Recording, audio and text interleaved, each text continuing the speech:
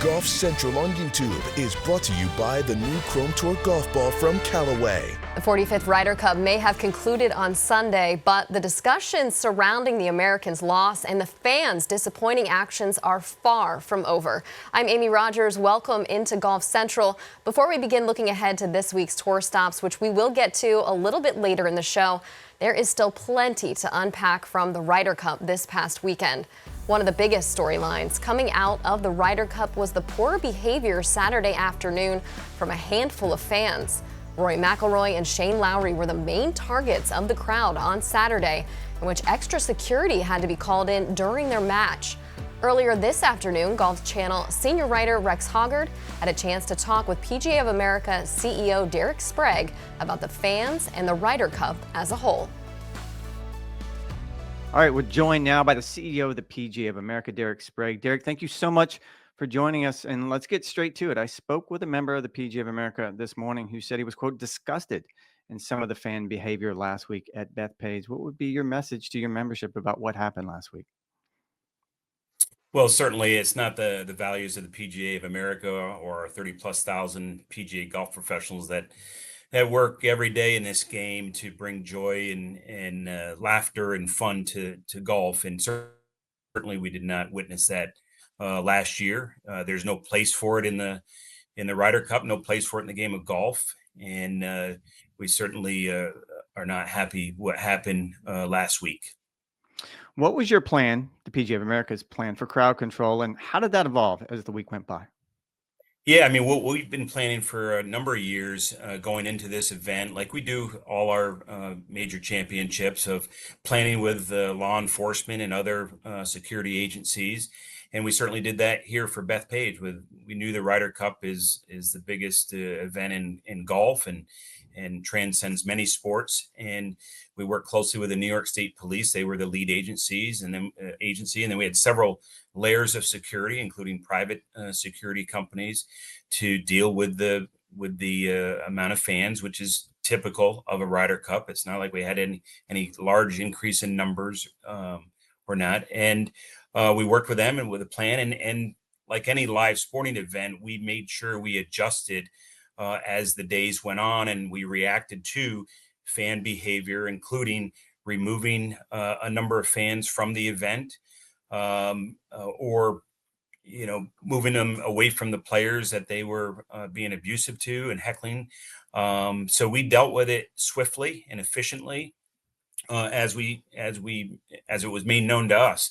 Right, it's a big golf course out there, and we had plenty of law enforcement with the players, both sides of the fairways.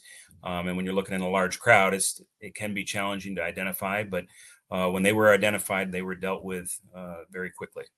Seems like the worst of it, Derek, happened on Saturday afternoon with Rory McIlroy in that 4-ball pairing. Specifically, when was the call made to increase security around Rory, and what was your level of concern when you started hearing reports from the golf course?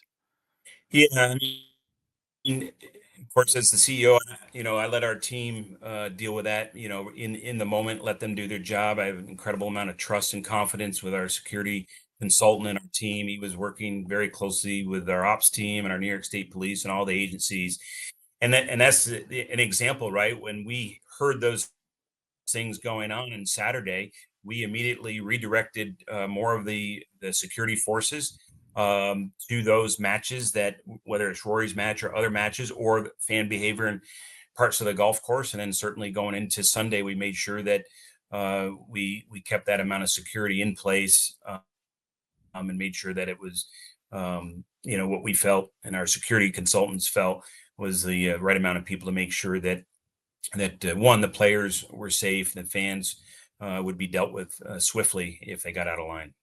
Now, Bethpage is set to host the 2033 PGA Championship as well as the KPMG Women's PGA in the future. Based on what happened last week, is there any thought right now, I know it's still fresh, but of moving those championships because of crowd concerns?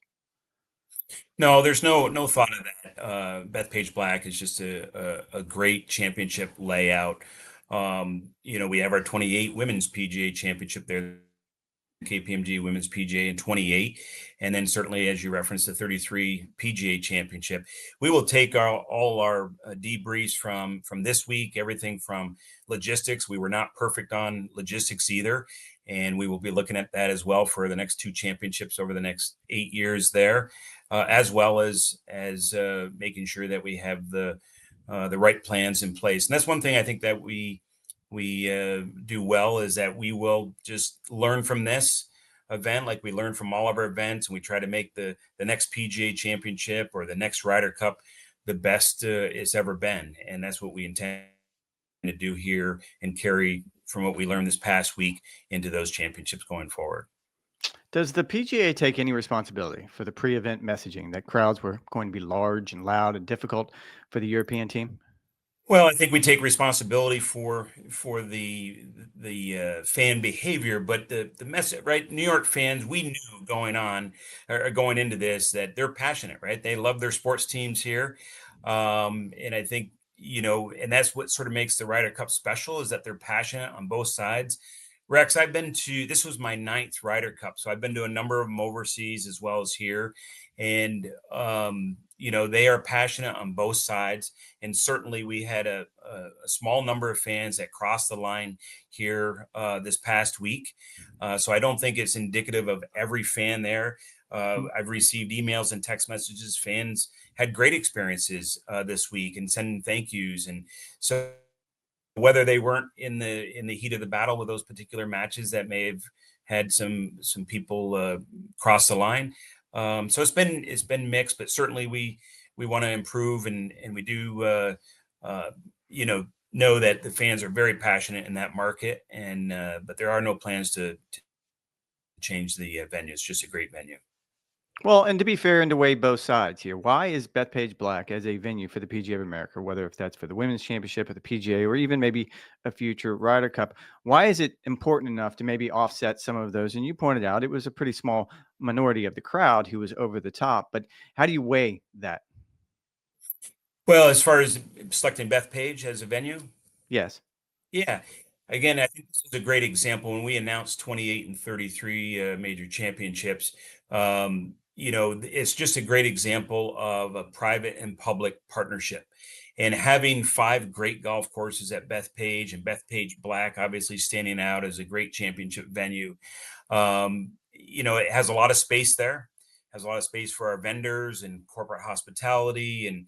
And this past week we had, helicopter pads on one of the golf courses, and the polo field was the staging area. I mean, it just has and that's one thing that when we select sites, Rex, when people ask me, privately or publicly in this forum, is that the golf course is just one checkbox, if you will. We want to make sure it's a championship golf course, but we also have to look outside the ropes. And we need a lot of space today for TV compounds, our vendors, corporate hospitality. I think you saw the layout there, and that was just on one side of the golf course, right? I mean, where Brown Swamp Road was, we had a lot of infrastructure, and we just need a lot of space. So that's why Bethpage Black lends itself so well to a major championship like the PGA or the KPMG Women's, or like last week's Ryder Cup. Looking ahead a little bit, why should fans on both sides, Europe and on the United States, be confident that there won't be similar episodes in Hazeltine in 2029? Well, I think in any championship that we run, Rex, whether it's the Ryder Cup or any of our other majors on all the tours, and with our partners at Ryder Cup Europe, and talking to their leadership there is no place for this type of behavior that crosses the line. Our discussions will, leading into Adair Manor in 2 years' time, we will be talking with the leadership, as we did this year, right? Of how are we? They had some, we had meetings in advance. What are we going to do about the crowds if they get? And we explained all the protocols we had in place, and the New York State Police, and they had a level of confidence that it would be dealt with. And we'll do the same thing going into 2027 in Ireland to make sure that we uphold the integrity and the sportsmanship of the Ryder Cup.